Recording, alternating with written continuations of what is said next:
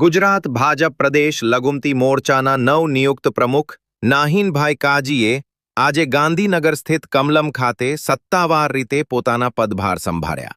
આ પ્રસંગે લઘુમતી મોરચાના કાર્યકર્તાઓ, આગેવાનો તથા શુભેચ્છકો મોટી સંખ્યામાં હાજર રહ્યા હતા.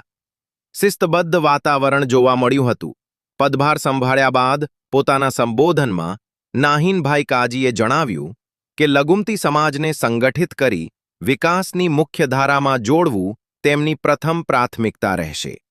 તેમણે સ્પષ્ટ કહ્યું કે સમાજના અંતિમ વ્યક્તિ સુધી સરકારની લોકહિતકારી યોજનાઓ પહોંચે તે માટે મોરચાના કાર્યકર્તાઓએ સક્રિય અને જવાબદાર ભૂમિકા ભજવવી પડશે.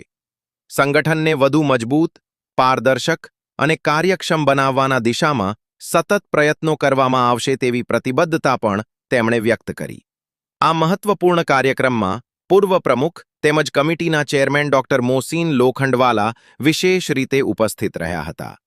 તેમના અનુભવ અને માર્ગદર્શનને સંગઠન માટે ઉપયોગી ગણાવતા કાર્યકર્તાઓમાં આત્મવિશ્વાસનો માહોલ જોવા મળ્યો.